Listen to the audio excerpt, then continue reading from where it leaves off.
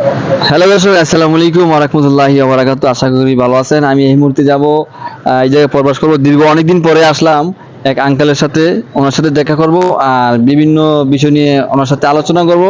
মালদ্বীপের বা ওনার শারীরিক কি অবস্থা সবকিছু বিষয় নিয়ে। সবাই ফলো থাকুন, ধন্যবাদ।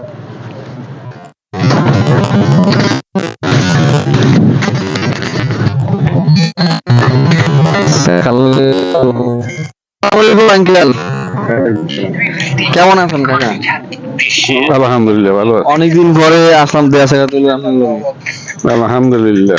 কাকা একটা কথা বলবো আপনার কাছে, যেটা মানে একটু মালদ্বীপের বিষয়টা একটু বলতেন, ঠিক আছে? বর্তমানে কি মালদ্বীপের বিষয়ে মোটামুটি আছে, আল্লাহ রাখছে ভালোই। আমি এই যে আমার তো অনেক ধরনের লগ দেয় আমার ভিউজ যারা বাংলাদেশ থেকে বিভিন্ন জেলার থেকে, ওনারা কি আসতে চাইতেছে মালদ্বীপ, বা আপনি একটু যদি বলতেন কি পরিস্থিতি বর্তমানে এটা নিয়ে। পরিস্থিতি তো এমন ভালো না, আইয়ে না কাম নাই, কাজ নাই, আইয়া কি করবো, টাকা খরচা করিয়া 4-5 লাখ টাকা দিয়ে আইয়া যদি বইয়া চাই গ্যাসটা কোনো কাম হইব। সেইটাই দর্শক বন্ধু, আসলে আঙ্কেলে যেটা বলতে আছে, মালদ্বীপ যে কোনো কাজ পরিস্থিতি, নাই। কাজের সংকট নাকি? হ্যাঁ, কাজের খুব সংকট, কাজ নাই, কোনো কাজ নাই। কাকা একটা কথা বলবেন, এক সময় তো আমরা 2.5 লাখ টাকা দিয়ে মালদ্বীপ পাইছি, বর্তমানে মাজদা 1 বছর আগে যেমন 4 লাখ টাকা দিয়ে আইলো নাকি, হ্যাঁ, এখন আবার শুনতেছি 6 লাখ 7 লাখ।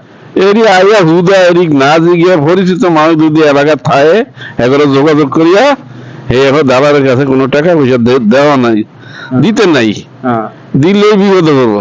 এখন আমি একটা কথা বলতেছি কাকা, এই যে প্রবাসী ভাইয়েরা যে এত কষ্টের টাকা পয়সা দিয়ে আনে, লোন উড়াইয়া, সুদে, গরু বেচা, জমি বন্ধক দিয়া, স্বর্ণ গয়না কত পরিশ্রম করে টাকাগুলো সংযোগ করে না, এরপরে তো বিদেশটা আয় নাকি।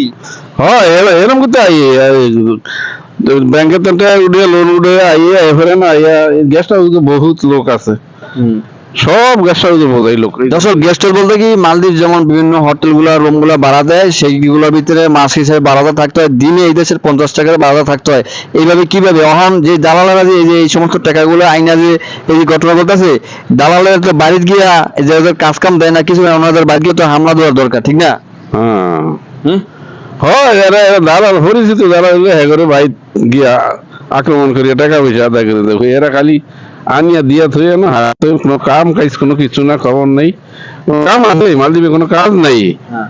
আমি একটা কথা বলতে চাই, আমার ভিউজ যারা, অবশ্য সবাইকে লাইক লাইক বেশি বেশি করে লাইক করে দেবেন, সবাই শেয়ার করে দেখা শুরু করবেন। আমি একটা কথা বলতে চাই, যারা যে এই যে টাকা পয়সা নিয়ে যে মালদ্বীপ থেকে এই যে ঘর বাড়ি ঘর করতেছে দালালি কইরা, ঠিক আছে, 1 টাকার জায়গায় 10 টাকা দালালি করতেছে, আপনারা সবাই আটক করবেন, ঘরে বরগড়ি এলাকার মামলার কেস মামলা দিয়ে যেভাবে হোক টাকা পয়সা দিয়ে আপনারা ওসুল করবেন যারা আপনারা প্রতারণা হইতেছেন। সবাইকে ধন্যবাদ, সবাই ভালো থাকবেন, সুস্থ থাকবেন, খোদা হাফেজ।